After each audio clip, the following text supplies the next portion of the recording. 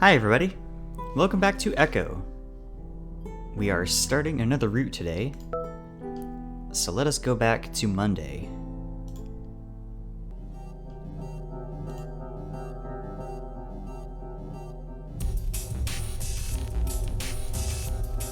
I'm really worried about TJ. He's a sensitive guy, and after a tongue lashing like that from someone like Flynn, I can't imagine what state he's in. I don't see him anywhere as I scan the area, but I do see some trees and bushes further up along the riverbank. Since there's really no other place to hide, I assume that's where he's at. Sure enough, I see him immediately. He's sitting down, knees drawn up with his arms folded on top of them. He's got his forehead resting on top of his arms, staring down at the sand between his legs. I stand there for a moment, wondering if it will just be better to leave him alone. After a few seconds, I finally decide to sit down next to him, cross-legged. His ears flick in my direction, then he turns his head to the left, away from me. I notice a few wet spots between his feet. Maybe he just wants to be left alone now?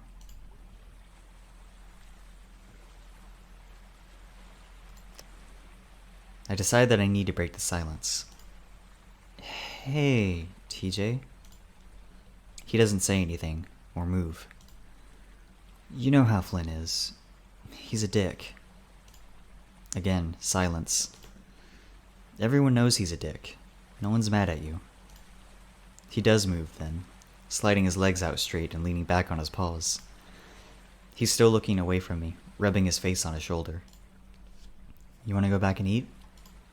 Finally. I can't believe he did that. In front of everyone.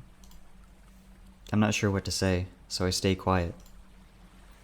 After a minute, TJ finally turns his head, looking into the river. The wind picks up, reflections from the water highlighting motes of dust that swirl up around us. His face fur is a bit mussed up, spiked up in a few places from being wet. It's an unusual sight to see his fur unkempt. I mean, what the heck?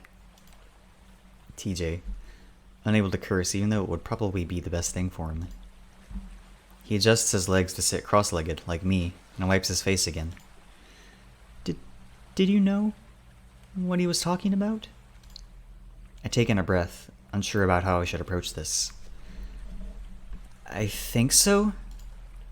TJ's ears lower. Listen, no one else thinks anything happened. We were so little, especially you. I mean, I can't believe he's doing this. I trace a claw through the dirt, drawing some wavy patterns as I try to make sense of all this myself. I think it's just because he was such good friends with Sydney, and he just wants more than the truth. I look sideways at TJ. He's just sitting there, looking at the ground.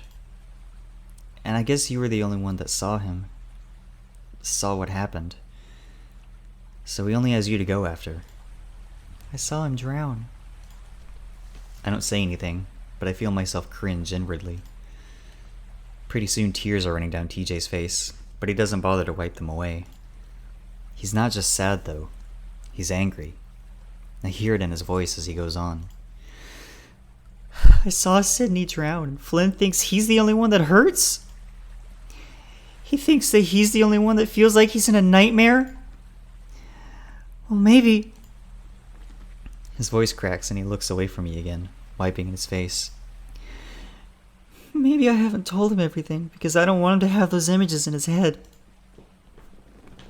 TJ takes a moment to steady his voice, working to get his breathing back to normal.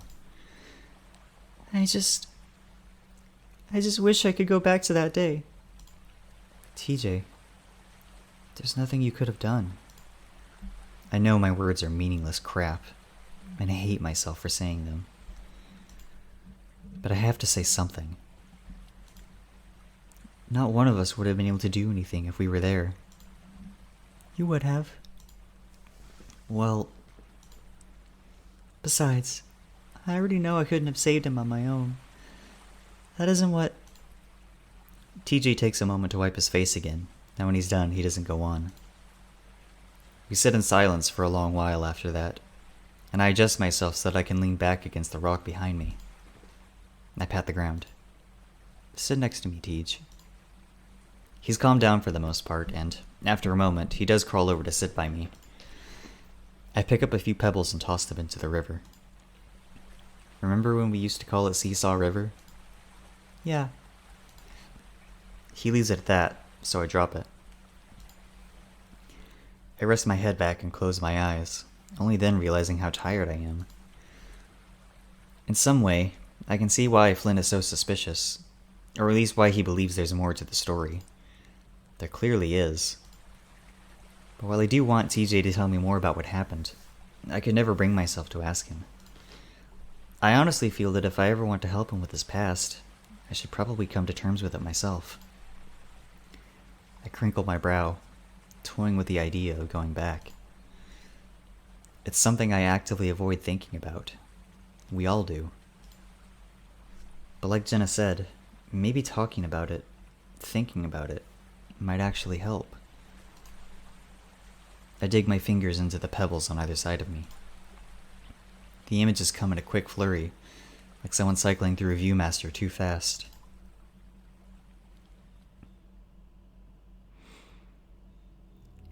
The sky is getting cloudy, the air crisp. Autumn. TJ sitting in a daze, Jenna running back to town, Flynn pulling me into the water, me grabbing onto neck scruff, pulling back to shore, Carl sitting on a rock, bawling. Leo starts trying to do compressions. And Sydney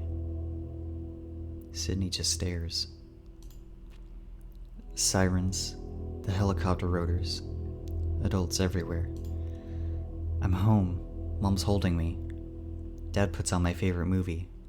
I watch. But still, Sydney stares.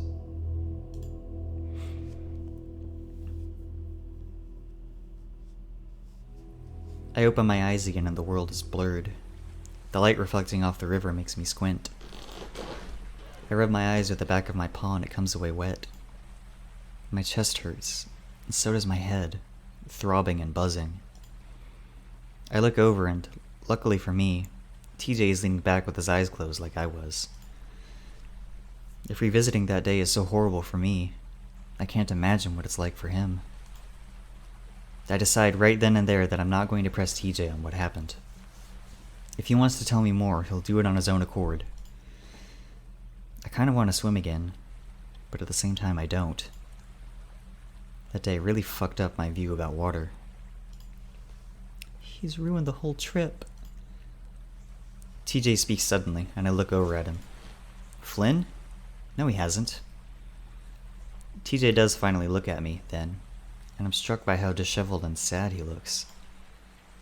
I feel anger bloom in my chest, all of it directed at Flynn. What a selfish prick, thinking he had the right to ruin everyone's good time just because he felt like shit. If he were here right now, I'm pretty sure I'd punch him right in the gut. Listen, we don't all need to hang out to have fun. We had fun at the park with just you, me, and Carl, remember? If Flynn wants to be a douchebag, then let him. We'll do our own thing. TJ sniffs and I see his tufted ears perk up a little. Didn't you want to go hike the trail? He smiles at that and looks at me. You didn't want to hike, I could tell. I grin. That's because it's so friggin' hot. But seriously, we didn't come here to lay in a motel all week. And we can bring water. Just dump it on yourself every half hour. That's how I manage, along with taking plenty of breaks. TJ leans back and spreads his legs out. I can see he's starting to get excited at the prospect of hiking, and that makes me feel better. Well, if you're able to do it, I guess I shouldn't complain. I look over his fluffy form, which, by itself, is enough to make me sweat even more than I am already. You know, I always thought you'd go back after you graduated high school. The Great White North. I say it dramatically, nodding upwards as if that's where it is. Your parents did. TJ's family moved to Echo when he was only 6 from a small town called Wasatchua. I hope I pronounced that correctly. His dad got a job in Echo to survey the land or do something with the wildlife. I can't remember exactly what it was. Oh, well, I don't really remember it, but I might after I graduate. They have some things up there that sound really nice. Free healthcare? That, I guess. And snow. For a moment I wonder if snow is to a lynx as water is to an otter. A lot of snow did sound kind of exciting to me, though. Here we'd be lucky to see a single dusting of it in a year. So, you're serious about hiking with me? Of course. I'm gonna bring some of my equipment too. I think I want to get some shots of the canyon. Okay. He waggles his furry feet back and forth, and I hide a grin at his enthusiasm. Alright, so we're going to have to get up around 6. Oh. I want to be able to make it to the canyon for lunch where we can rest for an hour or two. Then... You can tell how excited TJ is by how much he talks. Well, if anyone's good at planning things out at a ridiculously meticulous level, it's TJ. We sit there for another 20 minutes or so and just talk, mostly about school and what our plans are once we graduate. I promised TJ that we'll meet up again before I do. That's when I get a text from Jenna asking where we are. I stand up, brushing off my pants before reaching down to help TJ up. Well, we better go back. Guess they're all wondering where we are. When we get back, everything's packed up into the van, along with Carl and Jenna. Leo's leaning against the van, waiting for us, his paws in his pockets. He looks at me, then over at TJ, obviously trying to gauge his mood. Everything good? Yeah. TJ answers before I can, and whether or not he actually is okay, he sounds happy enough. Well, alright then. We get in the van at that point, no one saying anything as we make the short drive back to the motel. As we get out, Leo tells us all that he's going to have a word with Flynn, and despite the spoiled afternoon, we still had stuff to do over the week. I'm not too convinced myself that will happen. I am convinced that it's going to be awkward as fuck if we do. Leo leaves for work at that point, though Carl does end up coming in with us to the motel room. The rest of the day is pretty uneventful. We watch a few movies, then go to the diner for dinner. Afterwards, we just sit in the room and talk, Carl filling us in on how things have been in the town over the past 3 years. It's not long before the conversation shifts back to Flynn and his outburst. I think he's just antsy because he's realizing how shitty it's been without you guys. Trust me, he's already kicking himself for it right now. Even if he is, it doesn't mean anything unless he apologizes.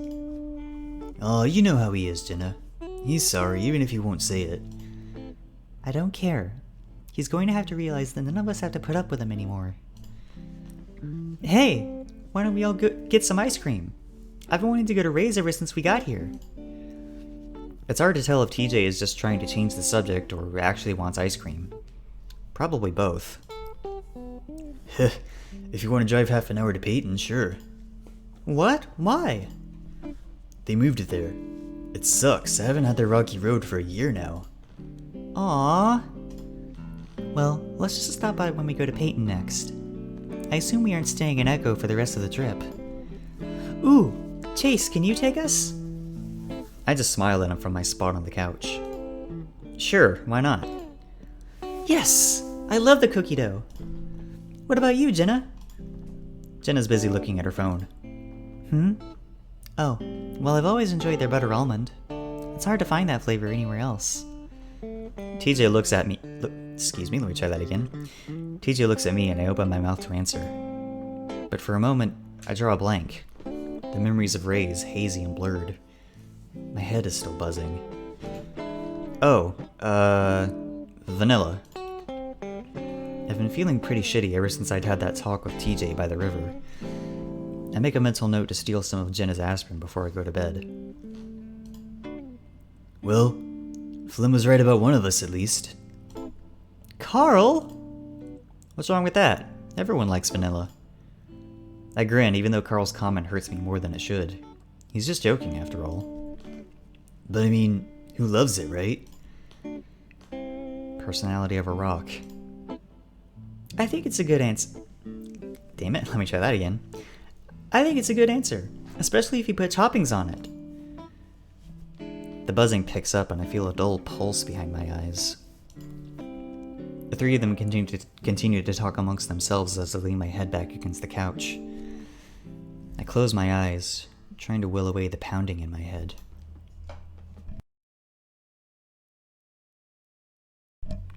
I open my eyes. The room is dark.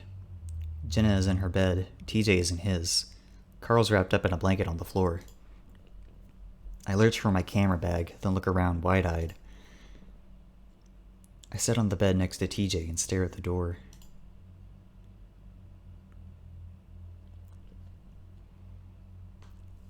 TJ stands at the edge of the lake, staring across to the other side.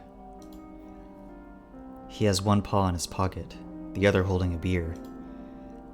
He takes a drink from it. TJ doesn't drink beer. He pulls the tab off the top, then flicks it towards the lake.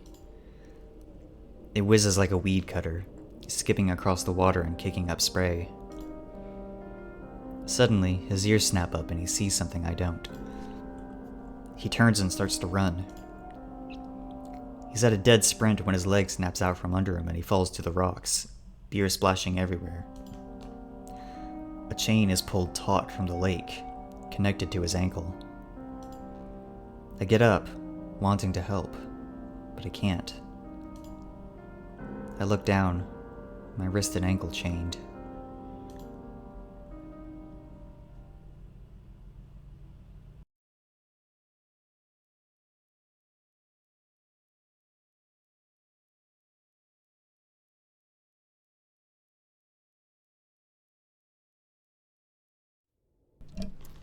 The sun is bright, and I'm pretty sure I can smell the fur searing on the top of my head. It's the end of March, so it's not nearly as bad as it can be. But being right under the sun like this... We've only been on the trail for about 10 minutes at this point, but I'm already regretting it. Chase? TJ, who's about 5 feet ahead of me, turns around. It's at that point that I realize he said something and I have no idea what it is. Everything okay? Yeah, sorry. What did you say? He looks concerned and walks back towards me. Remember, if you have a headache, or feel sick to your stomach, or if you start feeling like you're not yourself, don't worry, I'm fine. I try to give him a smile to show it's true, but he's already in the process of unscrewing a bottle of water from his backpack. No, wait, you don't have... He dumps half of it over my head, and I hurriedly unshoulder my camera bag. Watch the equipment! Sorry, Chase, but you're not having a heat stroke on my watch. You know I've studied otter physiology. You guys don't do well in dry, hot environments. He's pretty close to me, having to dump the bottle over my head. I keep holding the bag away from my body while I look down at him, water dripping from my whiskers. Otter physiology? Yeah, it's like your body, its parts, and what they do. It's a little awkward that TJ knows how my body works for some reason. Huh. So, like, you've studied all our parts? The attempt at humor is weak in the first place, but I realize too late that I'm talking to TJ, and that he probably wouldn't have laughed even if it was funny. He looks a little taken aback. Oh, well, yeah. We all have different anatomies, so it's important to... He trails off, and I can tell that he's blushing. He frowns at me. Are you making fun of me? What? No, I was just trying... He turns away suddenly and starts back up the trail. We should keep going. It's an all-day hike. I follow him quietly. It's hard to judge the type of expression he just had on his face. It wasn't exactly angry. More... flustered? I'm pretty sure it's because he knows I like guys. Even in college, my straight male friends get uncomfortable when I joke about sex, like they think I'm coming on to them. TJ's never told me how he feels about my sexuality. In fact, I know nothing about his sexuality. I think he dated one girl in high school, but that fell apart pretty quick. She had problems fitting in, so he befriended her. Obviously, she took it as him liking her, so she asked him out. TJ, of course, couldn't say no. He's always on a quest to make other people happy. Anyway, he definitely isn't homophobic. He seemed really happy for me when he found out I was going out with Leo, and he seemed really sad when he found out that we broke up. He doesn't exactly follow any particular Christian denomination that I know of. He hasn't even weighed in on the whole Jesus species debate. From what I can gather, TJ just likes the spirituality of the whole thing. Once, Leo told me that TJ is the type of Christian that Christians always say they are, but definitely aren't. I have to agree. 2 hours later, and I'm pretty sure I'm going to die. I'm practically stumbling after TJ. The Link's 15 feet ahead of me. He doesn't even notice either, cheerfully marching along up the steep trail and over rocks as if they aren't even there. I'm dying. Literally dying. My foot slips and I faceplant. I lay there, waiting for TJ's god to take me. Chase! I hear some stumbling and TJ slides up next to my body, sending a cascade of gravel over my head. Oh my gosh, are you okay? I hear the telltale sound of an unscrewing bottle. I turn my head to the side. No. A gush of water hits me right in the face and I jerk up, sputtering and wiping at my eyes. For the love of God, TJ, stop it! Let's get you to some shade. And let's get me to some water. Excuse me for a second.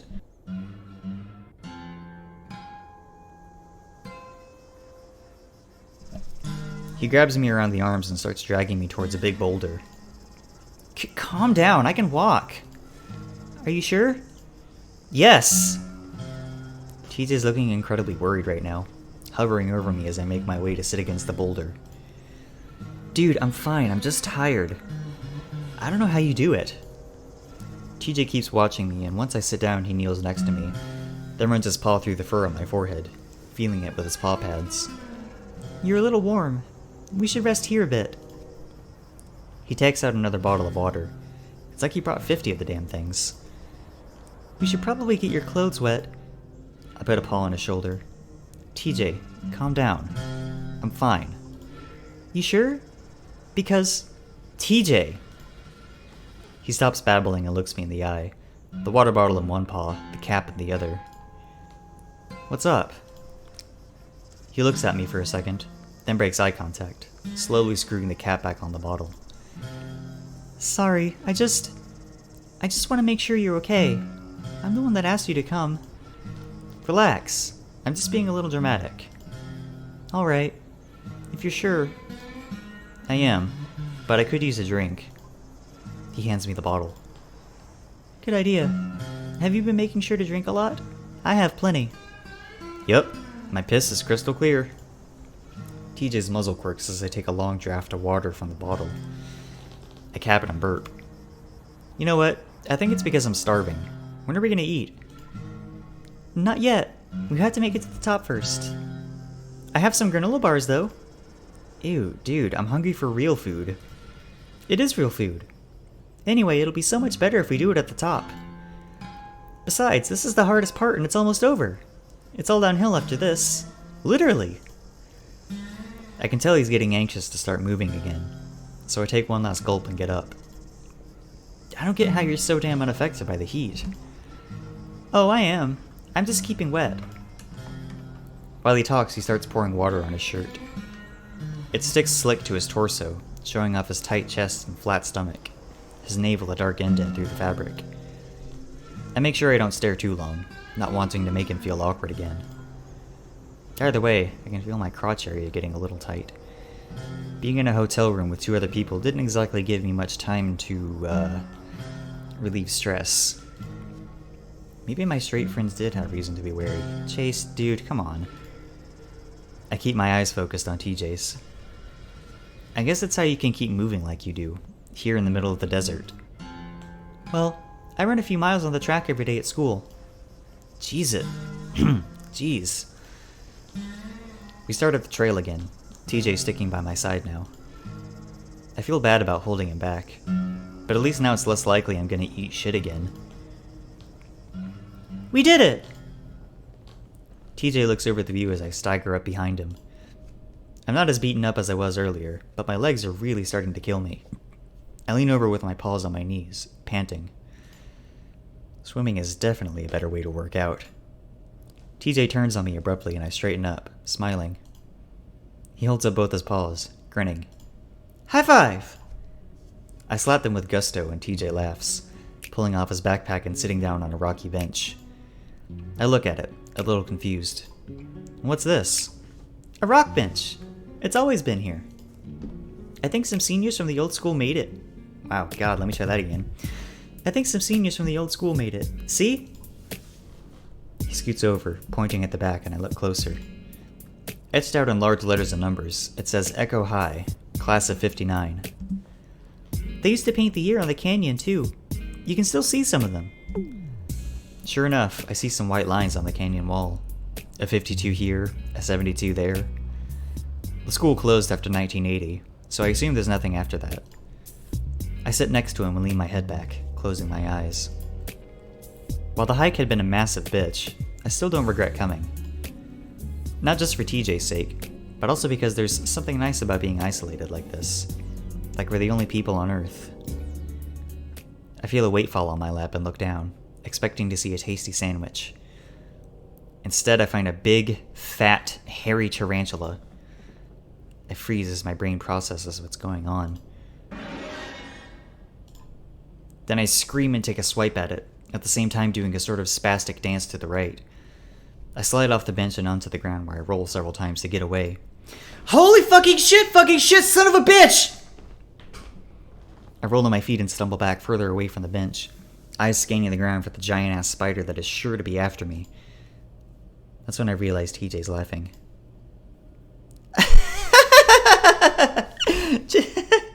Jace, calm down. It's...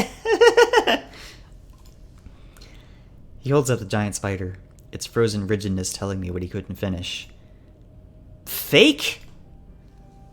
TJ's still laughing, but I'm still hugging myself, shivering and flinching every time I see something spindly. I'm shocked, but not because of what just happened, but because TJ did it to me. Fucking TJ.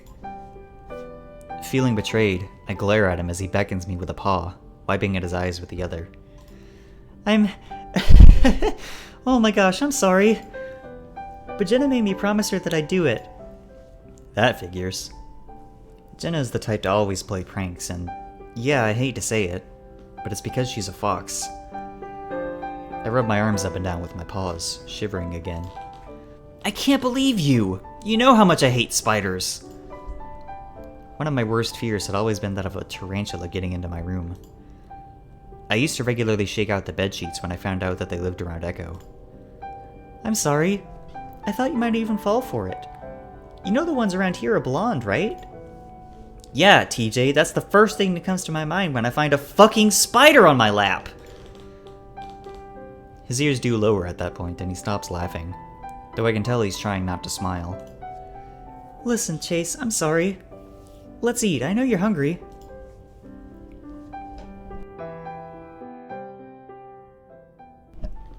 My stomach is painfully hollow right now, so I slowly walk back to the bench. I try hard not to be such a spoilsport as I reach out to take my plastic-wrapped sandwich from TJ. He squirts some hand sanitizer from a little bottle on my paws first before he lets me. We share a bag of chips and eat quietly for a few minutes, just taking in the nature. Still, even out here, I'm able to hear the train horns. I feel bad about the silence, though, since I'm worried TJ will think that I'm mad at him. I mean, I'm annoyed, but he's just too damn innocent to actually be angry with. The sun's beating straight down on us at this point, and it's uncomfortable feeling my semi-damp shirt rubbing up against my fur. Setting aside my food for a moment, I strip off my shirt, the wetness giving me a bit of trouble. As I do this, TJ stiffens up next to me. I look over at him and right away it's pretty clear he's trying not to look at me. I wonder if TJ is just one of those guys that's embarrassed about showing any kind of fur. He only ever took off his shirt to swim, and even then he always seemed embarrassed about it. At that moment, both our paws slide into the chip bag at the same time and TJ jumps, pulling his paw away. I look over at him, quirking an eyebrow. Sorry. For what? Never mind. I watch him take out his phone and look over his messages. When he turns the screen off, he pauses. I realize he's looking at his reflection, adjusting the fur on his face, pawing at both sides until he seems satisfied. Again, this is something he did when he was much younger, back when he was obsessed with his cheek ruffs being perfectly even. I don't say anything, though, and just keep eating, bouncing one of my knees up and down. It's damn awkward, and I can't figure out why. Usually it's really easy to talk to TJ. Mostly because he had a lot of things to talk about. I try to think of something to say. Remember when I made fun of you for the way you used to say sorry? TJ gives a bright, high-pitched laugh and that makes me relax, feeling like I just broke the ice on a first date. Yeah, it's one of the first things you said to me. I was trying so hard to fit in and you just put me on the spot in front of everyone. The scene plays out in my mind as TJ talks. The image of a 7-year-old lynx looking way too small for his puffy winter fur. He just backed into me while trying to catch a ball thrown by Leo and I turned around, full of smiles. Sorry! I pointed and laughed. Don't you mean sorry? That mortified look followed by what would become TJ's trademark run back home crying. I must have practiced that word 100 times when I got back home.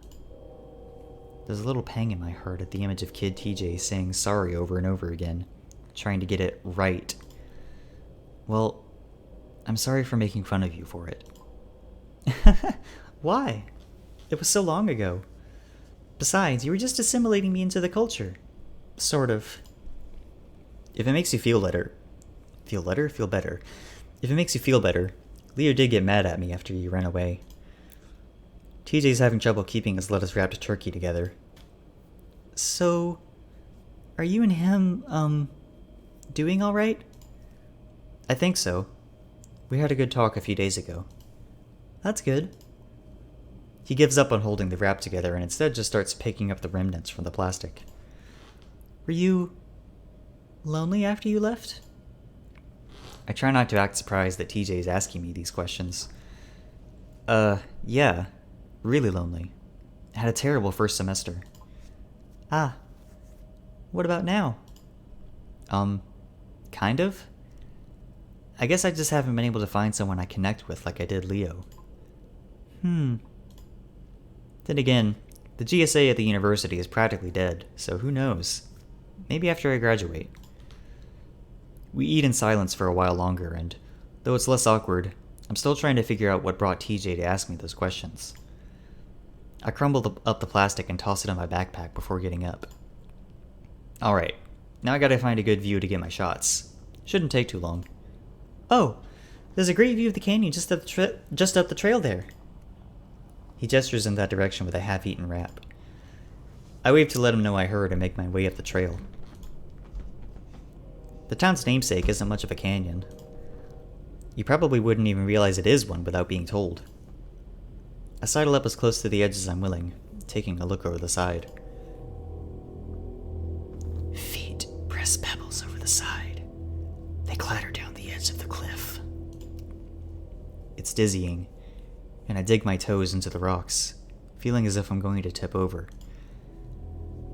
Tears and rain mingle, finally letting go, going limp, wind giving the final push.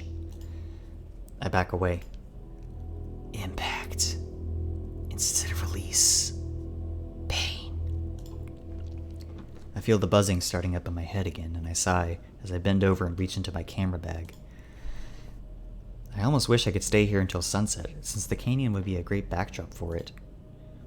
But I definitely don't want to hike back in the middle of the night. It doesn't take long, and about 5 minutes later I've got all the footage I need. Hiking all this way definitely isn't worth it, but of course that's not the reason why I did it. You finished? TJ walks up behind me as I'm bending over to put my camera away. Yup. He hands me a water bottle and I take it from him gratefully, pouring it over my head and chest, the fur flattening down over my body. TJ looks at my torso, his muzzle quirking at the corner a bit. You know, you kind of look like Jared Grease. I raise an eyebrow at him. The survivalist from the Wilderness Channel? What, just because I'm out in the wilderness and shirtless? Well, you saying all otters look the same? No!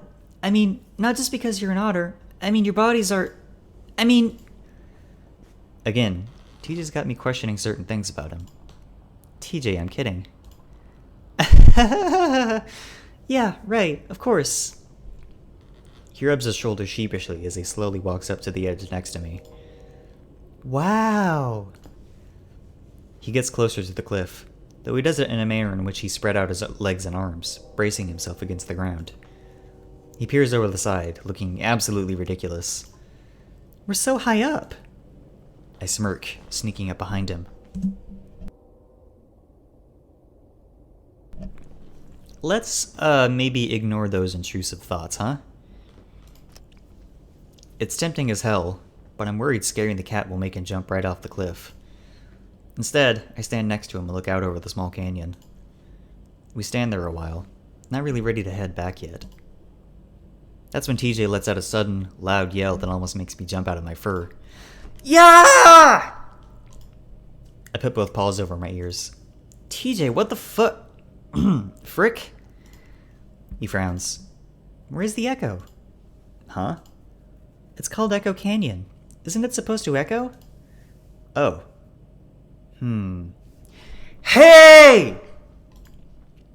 I yell too, TJ lowering his ears a bit as we wait for the response. His ears perk. I think I heard it. Maybe we're just in the wrong area. But we're like right in front of it. TJ leans forward, as if that will help, and cups his paws around his muzzle before yelling as loud as he can. Yeah!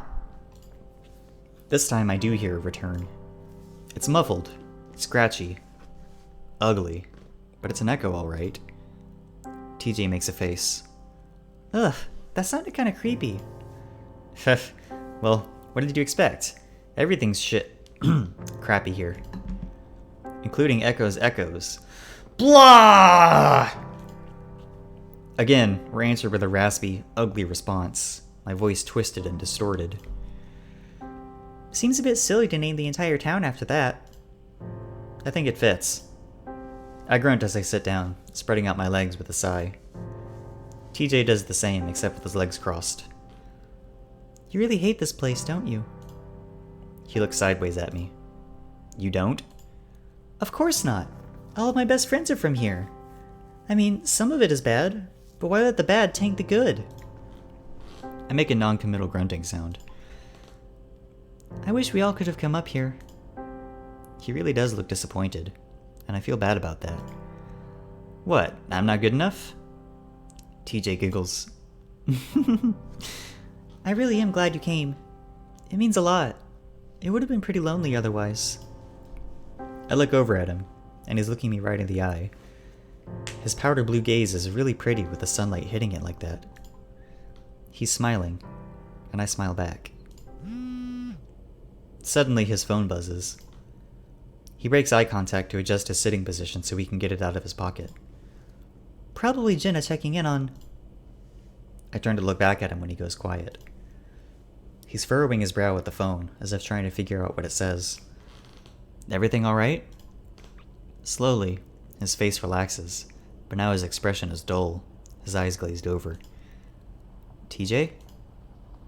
I start to lean sideways to get a look at what the message might be, but TJ quickly shoves it back into his pocket. Nothing. Just a long message from my mom. I can tell right away he's lying, which is fucking crazy because I don't think TJ's ever lied to me. At least not so easily. Is it bad? No, just something about when I come home for the summer. Oh, okay. It's weird because I know he's lying, and he probably knows I know he's lying, but still here we are, playing along. He stares quietly at this canyon for a few seconds, then stands up, brushing himself off. Alright, let's go! The cheerfulness in his voice is forced. It just sounds like he's about to cry. Like I said, it's all downhill from here. Literally. He turns away quickly and starts back down the trail, wiping his face. I hang back, wanting to give him time to get over whatever it is that's bothering him. I wonder if it's something to do with family, like a grandparent passing away or something. I feel too intrusive asking about it now, so I decide to put it off until tomorrow. The hike back is, like TJ said, literally downhill, so it's way easier than coming up. TJ's still a little overbearing, making sure I have water and dumping a few unsolicited bottles over my head. Even then, he's still acting a bit detached. I try to stay upbeat though, and since TJ's never been one to sulk for long, I get him warmed back up pretty quick. By the time we get back to the car, he's in a talkative mood again. So I'm thinking we get Jenna and go to the diner for dinner. Sound good? Sure, I'll text her. I reach out to turn on the radio, then I remember where we are. So now that we've got hiking out of the way, what are we going to do for the rest of the trip? We've got like 3 days left. TJ rests his elbow against the door, tugging at the fur on his chin. Well, there are more trails than just that one. We could hike those too. I cringe inwardly at the thought of more hiking, but I don't say anything, and I'm pretty sure TJ knows I'm not into it. But you still need to do stuff for your project too, right? I could help you with any research you might need to do. Maybe. It's pretty boring stuff. Well, the work, yeah, but hanging out together would make it fun. I grin at his eagerness. Well, alright, but I warn you, it's a pain in the ass. Butt. TJ smirks at me. Chase, you don't have to try so hard. Anyway, I just want to help. Turns out Jenna just walked from the motel to the diner, not really wanting to wait for us. Me and TJ step inside, greeted by the smell of what you'd expect in any diner. Burgers and fries. I'm flooded with old memories. It's a place that I had gone to eat every weekend for over 10 years of my life. I smiled despite myself. While I complained a lot about Echo, this place held incredibly happy memories, most of which involved my 5 friends. We see Jenna right away as she steps out from a booth next to the door. Hey, boys. Hey! Sup? We make our way over to the booth, TJ sitting on the opposite bench while Jenna steps back to let me pass and sit next to her. She wrinkles her nose as I do. Phew! Maybe you should have showered before you got here. Thanks, Jenna. TJ probably smells too. Nah, he smells fine. Of course he does. Thanks, Jenna. And don't blame Chase. Otters are, naturally musky. I decide not to say anything and instead pull a menu out of the metal holder and flip through it. The table is greasy, so I try not to lean anything on it. So did you guys have fun? Yeah! Made it all the way to the top. We did it faster than I thought we would, actually. Did you... you know. Yeah, he really freaked out. I knew it. Did you film it? No. What? That's the reason you pull pranks. Why didn't you film it? I forgot! I glare at the menu. Shouldn't let it corrupt you so easily, TJ. I try to think of some Satan metaphor that I can use, but that's when the giant plastic spider lands with a smack on top of the menu I'm looking at. Ah! I can't help myself and shove the menu, and spider, away from myself to fall over onto TJ's bench. Excuse me.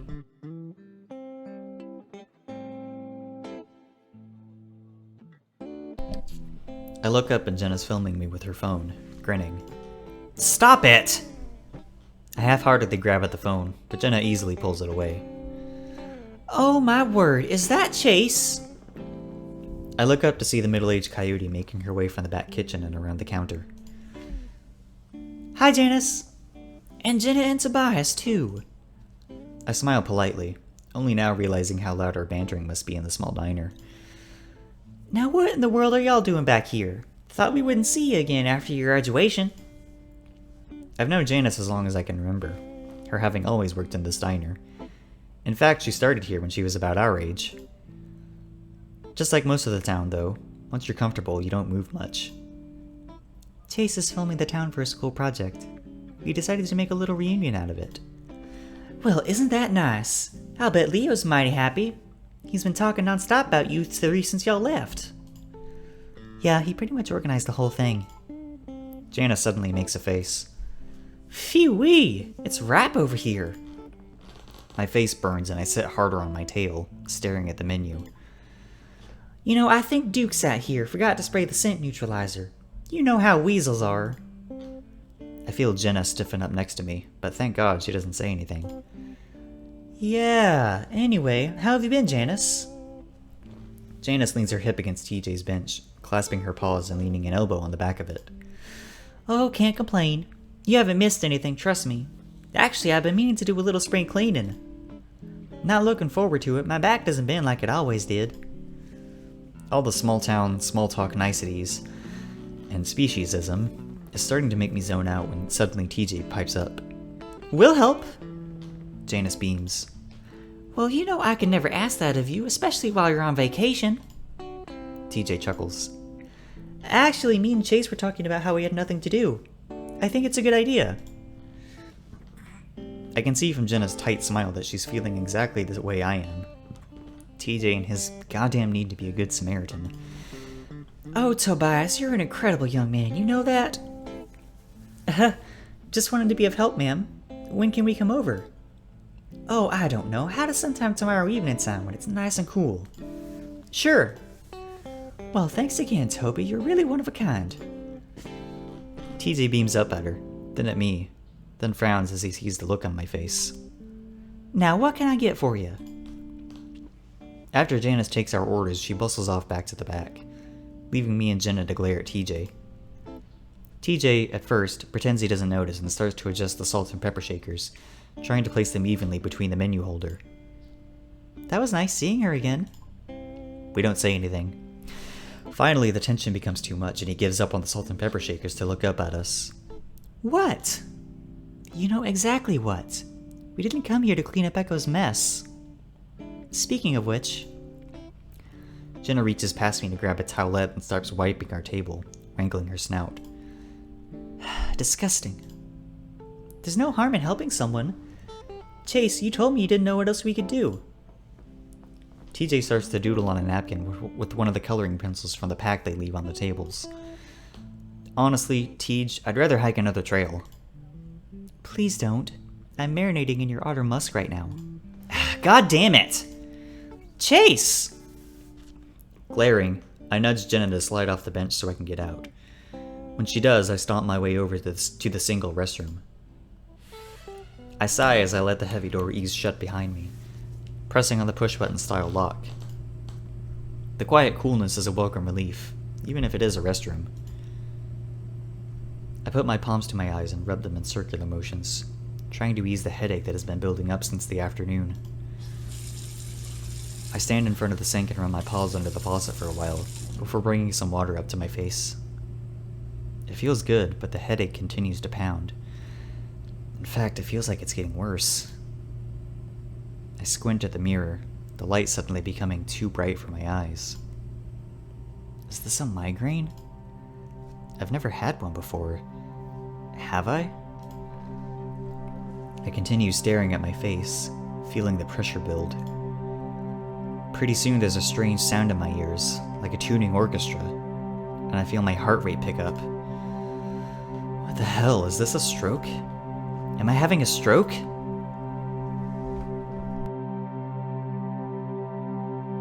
At that moment, looking at myself in the mirror, my eyes just drop. They move in towards the center of my face. At the same time, the sides of my muzzle curve up unbelievably high, giving me a ghastly smile, one that goes up and up past the top of my head. Fleetingly, I remember playing with my laptop's camera once, putting on some effects so that my face would distort in ridiculous ways. It looks almost exactly like that.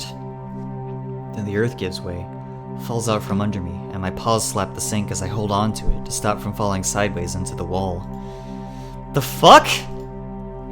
My voice squeaks as I try to find my footing. I shut my eyes to stop myself from throwing up, and slowly, the roaring dies down and I feel myself regain my balance. I crack my eyes open and I see my face is back to normal, the light at a tolerable level again. I open my eyes the rest of the way and stare at myself, my reflection staring wide-eyed back. I'm breathing hard, my chest heaving, pupils dilated. Looking down at my knuckles, I see the skin is white through the fur. I slowly let go of the sink and look at my shaking paws. What the hell? My muzzle is dry and I swallow a few times. I take a drink, but I don't trust the dirty faucet. After a few moments, I'm able to calm down, realizing that I'm probably not dying. In fact, my head feels pretty clear at the moment. I'm pretty sure it was a migraine. Migraines can do that to people, right? I draw in a shaky breath again before grabbing a few paper towels from the dispenser. I run them lightly under the water, adding a few pumps of foamy soap as well. Mom has migraines all the time. I'll call her about it tomorrow. Able to keep my paws steady now, I run the soaped up towel under my arms a few times. After a quick look to make sure the door is locked, I undo my belt and push down my pants and boxers to around my thighs. If I really want to take care of the musk smell, I'm gonna have to go down under. I run a few more paper towels under the faucet and soap dispenser. Just as I'm sliding the towel against my tail base, I hear a knock on the lever-style handle rattle.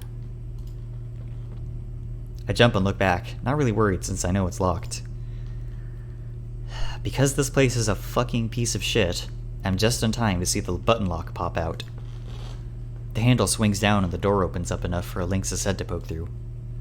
There I am, pants down, a paper towel under my tail, looking like I'm wiping my ass while I moon my Christian best friend.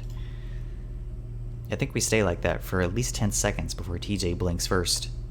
"Oh my gosh, sorry!" He squeaks it out so fast I barely hear it before he yanks his head out and the door closes with a snap. Fucking fuck! I snarl between my teeth as I scrub myself, then throw away the towel. I feel like I'm gonna cry. It's like the entire universe is conspiring against me right now. I sigh and wash my hands, realizing that the longer I delay going out there, the stupider I'm gonna look. When I come back out, I see TJ stand up immediately, eyes straight ahead as we walk past each other before he heads into the bathroom. Jenna stands up to let me back into the booth. "Everything alright?" "Yep." As we sit back down, Jenna sips from her glass of water, then starts sucking on an ice cube.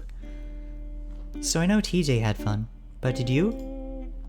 I drum my fingers on the table, still feeling a bit numb from embarrassment. "Yeah, it was fine.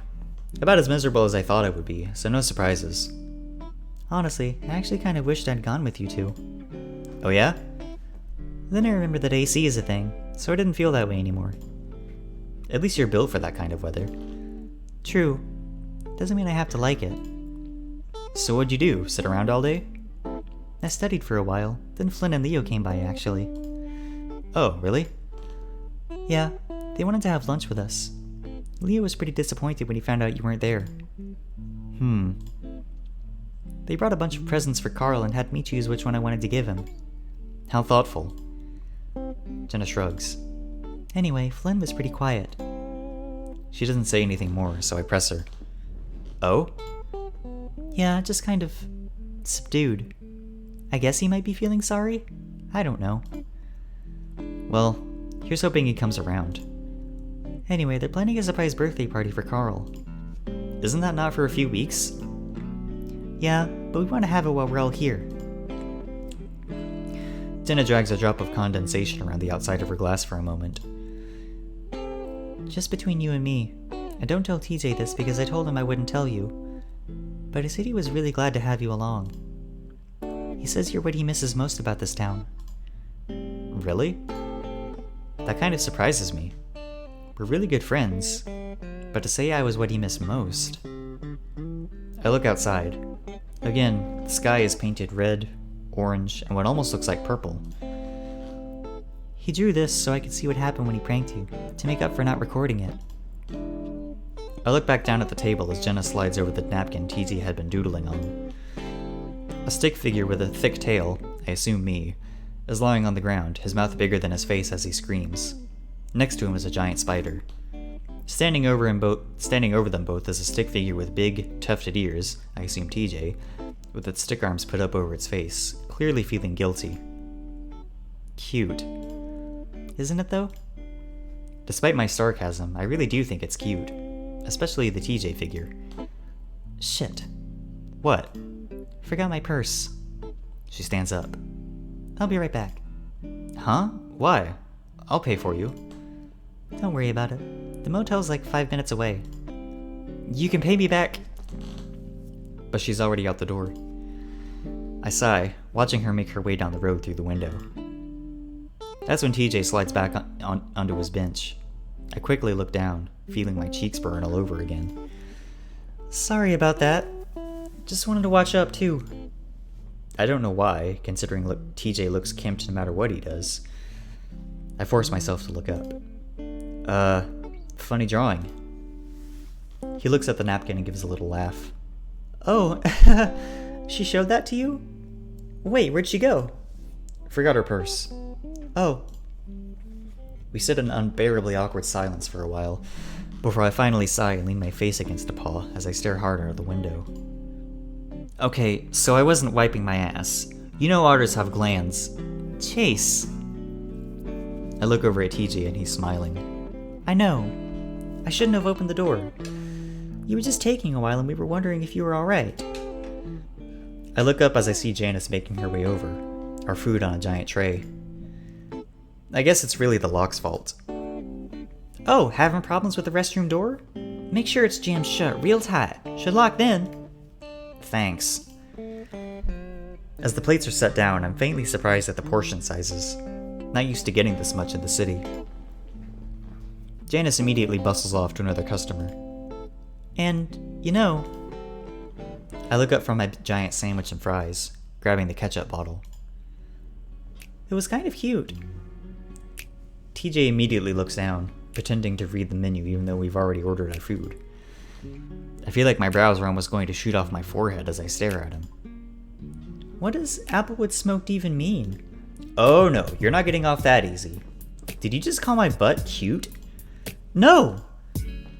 TJ's ears fall flat, and I'm kind of satisfied that he's the one feeling embarrassed right now. I just like... Otters have cute tails, that's all.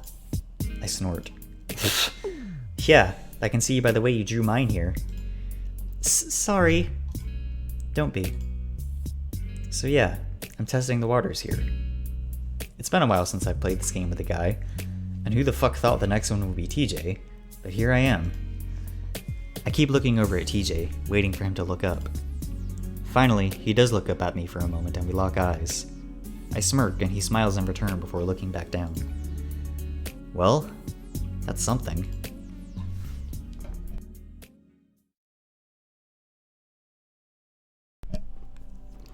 I sit on a big rock next to the shore, watching the tiny waves lap at the smaller rocks. Across the lake, maybe a half-mile away, I see my friends, all of them, floating on something. It's my car. They're all in my car. Leo's driving. He's got sunglasses on. Even from this distance, I see him look across the lake at me. He waves, then makes a finger gun, shoots it at me, making a clicking sound with his tongue.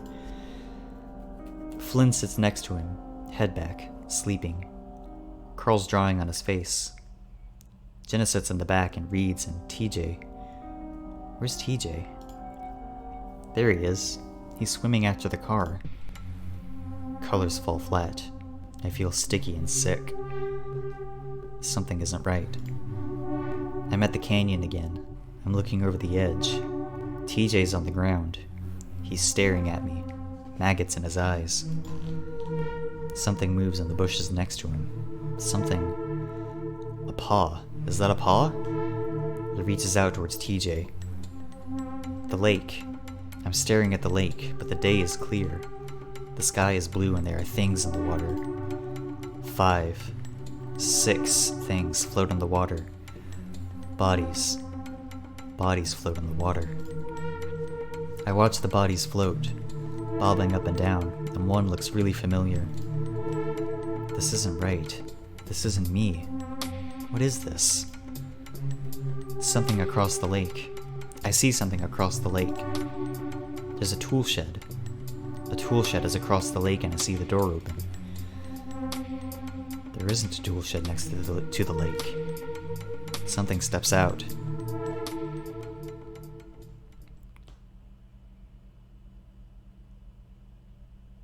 And on that note, we will leave off here for the time being. We will pick up with TJ's route again next time as we go into Wednesday.